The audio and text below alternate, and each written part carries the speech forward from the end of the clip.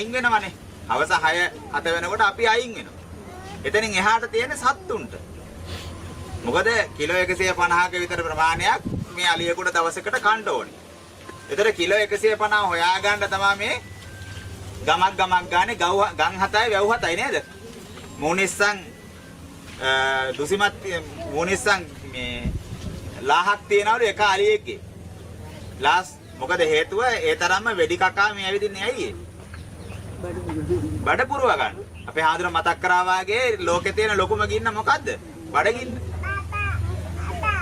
එතකොට මේ සතා දැන් මෙතන මේ වැටිලා ඉන්නකොට මේක මේ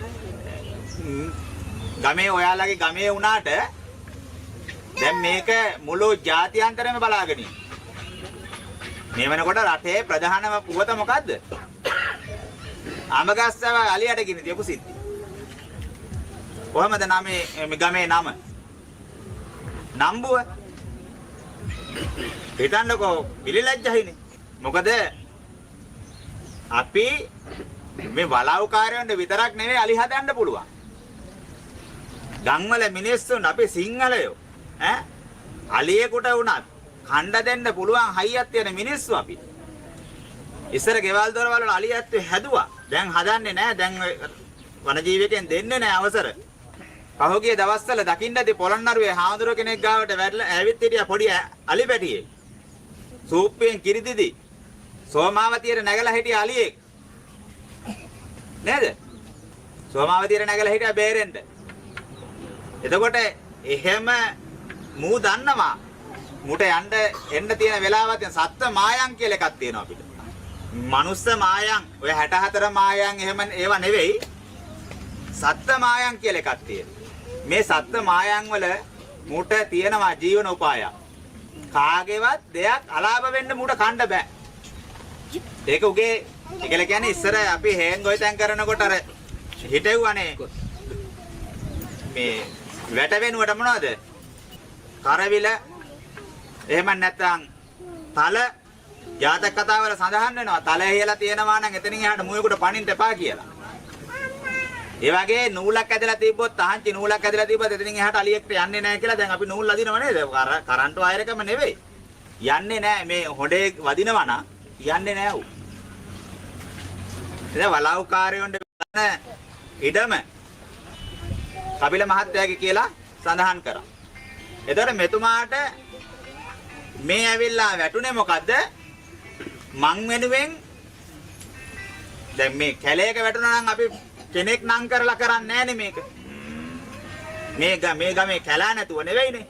මේක ඇද හරි ගිහිල්ලා වැවක වැටුණා නම් ඔන්න ගමේ නම කියලා තමයි මේ ගමේ නමේ මේ වැවේ වැටුණ හින්දා මේකට ගමේ මිනිස්සු එකතු වෙලා මේක කරන්නේ කියලා. මේකයි දැන් මේ ඇද මෙතෙන්ට ආවේ.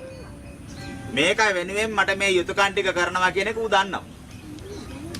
හැබැයි මේක ගිනි තියනවා කියන එකත් ඌ දන්නවා.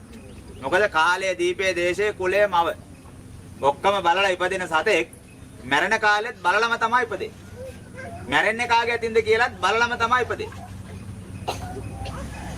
එතන මේ අපිත් ඔක්කොමත් එහෙම තමයි. අපේ මාර්යා කවුරු වේද කියලා කියන්න බෑ. අපිට කොහෙන් ගිනි තියයිද, කොහෙන් කපයිද, කොහෙන් කොටයිද, කොහෙන් ගම් වතුරක් එයිද, කොහෙන් නායේ ඇයිද? දැන් මේ වෙලාවේ මුළු රටක් මුළු ලෝකයක් කම්පා වෙලා තියෙන වෙලාවක්.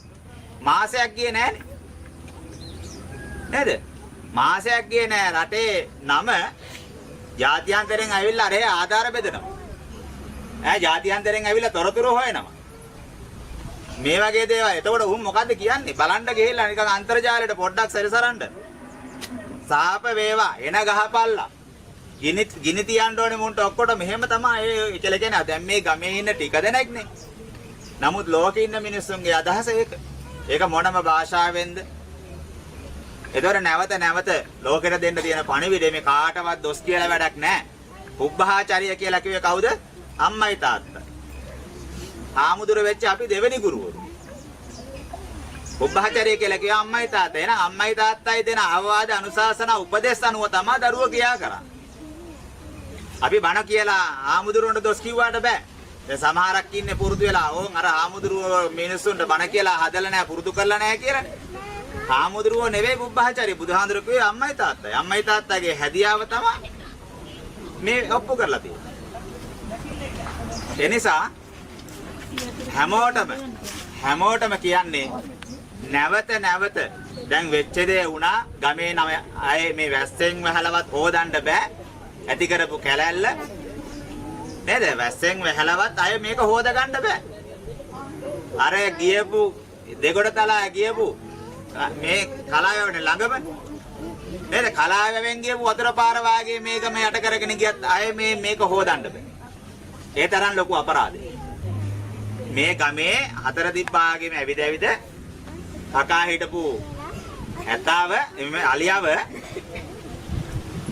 රෝගාතුරව ඉන්න වෙලාවේ වීඩියෝ එකේ තියෙනවා දකින්නවා අඩියක් තියලා යන්නේ නැහැ නේ බඩ පැත්තෙන් උලනවා මොකද මම ලකේකල බාර වෙන්න හාමුදුරු එතකොට මම මෙතන මේක ගිනි තියෙනවා බලන් ඉඳලා නෙවෙයි මේ කතා කරන්නේ ඒ වීඩියෝ එක දැකලා ඒකේ තියෙනවා කකුල් දෙකේ ඉඳලා පිටිපස්සේ ඉඳලා මේ ගින්දර අරගෙන උලනවා එතකොට කොච්චර තැම්බිල්ලක් තැම්බෙන්න ඇද්ද මේක දැන් දවසක් වැවෙත් බහැලා හිටියා කියනවනේ නේද එතකොට කොච්චර තැම්බිල්ලක් තැම්බිලා ඇද්ද බැරිම තැනනේ මෙතන ඇවිල්ලා දැන් මේ වැටලා කොච්චර ප්‍රතිකාර කරන්න උත්සාහ කරත් බෑ ඇයි පොඩි එකෙක්ගේ වාගේ උස්සගෙන ගිහිල්ලා වඩාගෙන ගිහිල්ලා මේ ස්පිරිතාලෙට අරන් ගිහිල්ලා බෙදකම් කරන්නේ නෙවෙයිනේ ඌට අමාරුව කියන්නේ නෙවෙයිනේ දැන් මේ වනජීවී කාර්යාලවල නිලධාරීන්ට දොස් කියනවා නෙවෙයි වනජීවී කාර්යාලවල නිලධාරීන් මෙතන මැදිහත් වෙලා ඉන්නවනේ මෙතන ඉන්නවා නා ඔය පොත් තියනවා පෑන් තියනවා ලියන්න කියන දන්නේ උන්නවට අරන් තියන්නේ මේවා මහයුන්ට ලියාපල්ලා මෙන්න මේ අඩුපාඩු තියෙන අපිට හැමදාම මිනිසුන්ගෙන් බැනුම් අහන්න බෑ ඈ ලියලා ඒ අඩුපාඩු ටික සම්පූර්ණ කරගෙන ඊළඟටවත් මේ වගේ දෙයක් සිද්ධ නොවෙන්න මොකද මම ඊයේ රාත්‍රියේ ගන්නවා ඔයාලගේ පළාතේ කාර්යාලය අනුරාධපුරේ අරගෙන අඩවි කාර්යාලයට ගන්න. අද උදේ වෙනකම් ෆෝන් එකක් ආන්සර් කරේ නැහැ. කෙනෙක්ගේ නම්බරයක් ඉල්ලුවාට දෙන්නේ නැහැ පුද්ගලික නම්බර එකක් නිලධාරියෙක් සම්බන්ධ කරගන්න. එතකොට අලියෙක් නෙවෙයි දැන් අලියනේ ලොකුම සතා මේකේ ඉන්නේ. ඉතින් එහාට අපිට කියන්න බෑනේ. එතකොට එහෙම දුරකථන අංකයක්වත් දෙන්නේ නැත්නම් අද උදේ ඉල්ලපුවාම පළාතේ නිලධාරියාගේ අධ්‍යක්ෂකවරයාගේ කාර්යාල බාර වෙන්නේ. එතුමා සතියකට කොහෙද ගිහිල්ලා. හරිනම් දැන් මේ වෙලාවේ ඉන්න ඕනේ කොහෙද? කිලෝමීටර් 12යිනේ තියෙන අනුරාධපුරේට 12-13. දැන් මේ වෙලාවේ එහෙනම් එතුමා මෙතන ඉන්නේ. සතියකට විතර කොහෙද ගිහිල්ලා ආමුදුරනේ නම්බර එක දෙන්න බෑ මහත්තයා දෙන්න එපා කියලා තියෙන්නේ. දැන් මම පාර්ලිමේන්තුවට කතා කරලා වනජීවී අමාත්‍යවරයාගේ නම්බර එක ගත්තා. එතකොට වනජීවී අමාත්‍යවරයාගේ නම්බර එක පාර්ලිමේන්තුවෙන් දෙනවා නම් මේ කාර්යාලයෙන් ඇයි ඒ කාර්යාල බාර වෙන නිලධාරියාගේ දෙන්නේ නැත්තේ? එතකොට මුන් මේ කරන්නේ මොකද්ද බොරුවක්නේ. ඒකෙන් මේ අහිංසක මිනිස්සු අවසානයේ දැන් දෙතුන් දෙනෙක් මං හිතන්නේ අල්ලගෙන තියනවානේ මේක කරාට.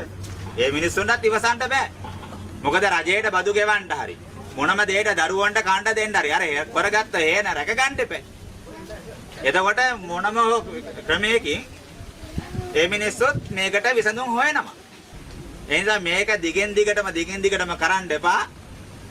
තමන්ගේ ගමට තමන්ගේ පළාතට තමන්ට කරදරයක් හිරිහැරයක් තියෙනවා නම් තියෙන මාධ්‍ය තියෙනවා. ඒ හරහා හරි කමක් නැහැ. සමාජය දැනුවත් කරලා රට දැනුවත් කරලා පාලකයෝ දුර්වලයි කියන එක කතා කරලා මිනිස්සු